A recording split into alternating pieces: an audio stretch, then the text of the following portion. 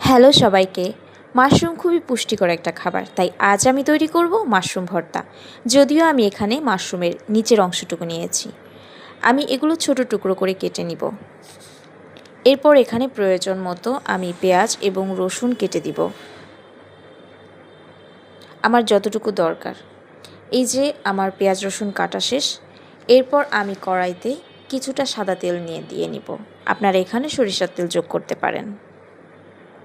তারপরে আমি কেটে রাখা মাশরুমগুলো এখানে দিয়ে দিব এবং সেটা আমি কিছুক্ষণ ধরে ভেজে নিব। মাশরুমের কাঁচা গন্ধটা চলে গেলে মাশরুম খেতে খুবই ভালো লাগে, তাই প্রথমে এটা খুব ভালোভাবে ভাজতে হবে। এরপর আমি এখানে আমার কেটে রাখা পেঁয়াজ এবং রসুনগুলো দিয়ে দিব। তারপর আমি এটা কিছু সময় ধরে ভেজে নিব। ব্রাউন কালার দরকার নেই, কিন্তু হালকা একটু ভাজা দিয়ে নিতে হবে, কারণ মাশরুম এবং পেঁয়াজ রসুন সিদ্ধ হতে এত সময় লাগে না। তারপর আমি এখানে প্রয়োজন মতো কিছুটা লবণ দিব। লবণ দেওয়ার পর আমি এখানে যতটা সময় আমি এটা ভাজতে থাকবো, আমার পানিটা হালকা শুকিয়ে নিলে তারপর আমি এখানে আমার ক্রাশ করা মরিচ দিয়ে নিব। আপনারা চাইলে এখানে ভাজা মরিচ যোগ করতে পারেন, কিন্তু আমার এখানে ক্রাশ করা ভাজা মরিচ ছিল, সেজন্য আমি এটা এখানে দিয়ে দিয়েছি।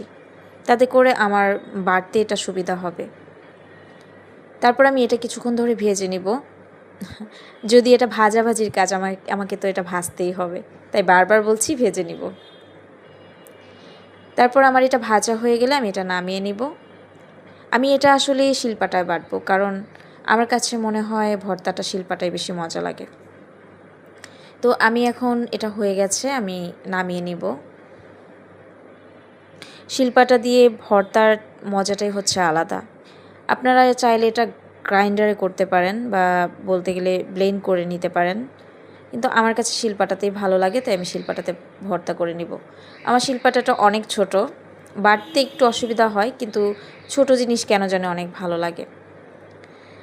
আর বাটতে একটু সুবিধা হয়, মানে অল্প অল্প করে নিলে বাটলে ভালোই বাটা হয়, কিন্তু আছে না যে বড় পাটায় একটু কষ্ট হয়ে যায় আর কি, কারণ পাটাটা একটু ভারী থাকে। এই যে আমার বাটাবাটির কাজ শেষ। আপনারা চাইলে এখানে সরিষার তেল আরেকটু দিয়ে নিতে পারেন। আমার কাছে মনে হচ্ছে তেলের পরিমাণটা যথেষ্ট দিয়েছি, তাই এখানে আমি আর সরিষার তেল অ্যাড করলাম না। আপনারা দয়া করে এই ভর্তাটা একটু করে খাবেন, এটা খুবই মজা খেতে এবং খুবই হেলদি। এই যে আমার ভর্তা হয়ে গেছে, এই যে দেখুন। সবাইকে অনেক ধন্যবাদ। সবাই ভর্তাটা করে খাবেন। ওকে।